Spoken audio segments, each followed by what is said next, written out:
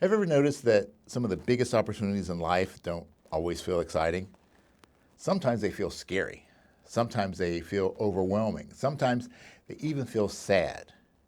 Whether you're retiring, changing careers, closing a business, ending a relationship, or simply stepping into a new season of life, one thing is almost always true. You have to let go of something before you can fully embrace what's next. The problem is, nobody ever teaches us how to do that. So today I'd like to show you a simple framework that can help you navigate life's biggest transitions with greater confidence, resilience, and clarity. Welcome to the Mindset Lab, where we turn insight into action and patterns into progress. If you're new here, I'm Coach Jose, and this channel is all about practical strategies to help you master your mindset, regulate your emotions, and create a happier, healthier, and more intentional life. Now, today we're talking about something every one of us will experience: transition. Now, whether you're closing a business, changing careers, retiring, watching your children leave home, or simply stepping into a new chapter, life has a way of asking us to let go before we can move forward. The good news is you don't have to navigate those moments alone. So let's step into the lab. Now, one of the biggest mistakes people make during major life transitions is believing that they shouldn't feel emotional. Right? But just think about it. If you spent years building a business, raising a family, growing a career, or investing yourself in a relationship, wouldn't it be strange if walking away didn't affect you? Now, recently I told one of my coaching clients something that surprised them. I said, "I'm not worried that you're feeling this way. I'd actually be more worried if you weren't." Because your emotions aren't proof that you're making the wrong decision. They're often proof that what you're leaving behind mattered. Look, the reality is your brain likes certainty. It likes routine. It likes knowing what tomorrow looks like. So when life changes, your brain has to build a brand new map. That's why transition often feels uncomfortable. Not because you're broken, but because you're adapting. And once we understand that, we stop fighting our emotions and start learning how to work with them. Whenever you're navigating a major life transition, I'd like you to remember one word: sail. Because while you can't control the wind, you can always adjust your sails. And here's what each letter represents. S, sit with the emotion.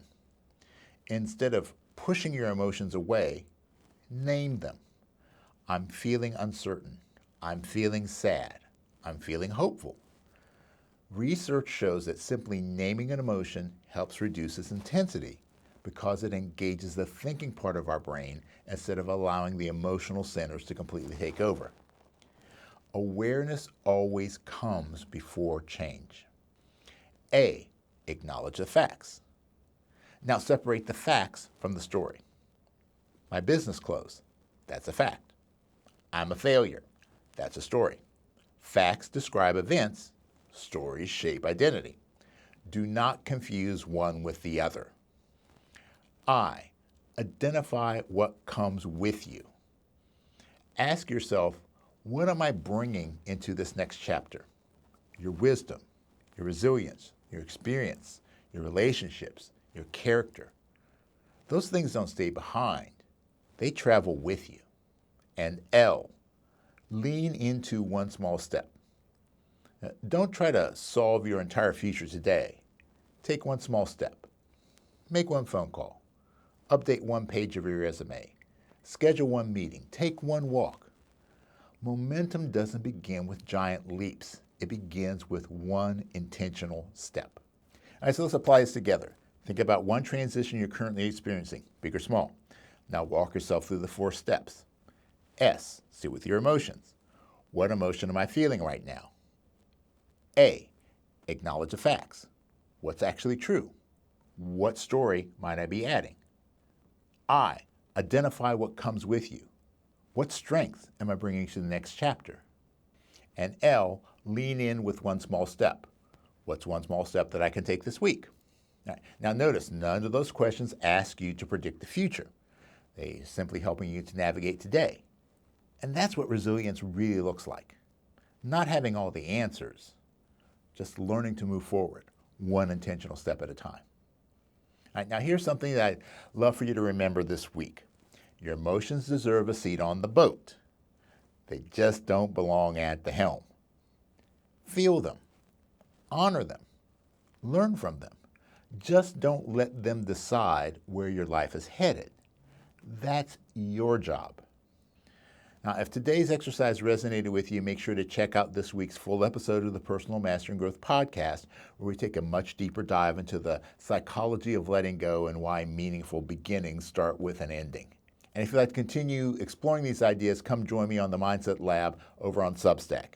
Each week, you'll find companion exercises, articles, weekly challenges, and additional resources designed to help you put these ideas into practice. And that's where we continue the conversation beyond the podcast and the YouTube videos. If this helped, make sure to like, subscribe, and share it with someone who's navigating a major life transition.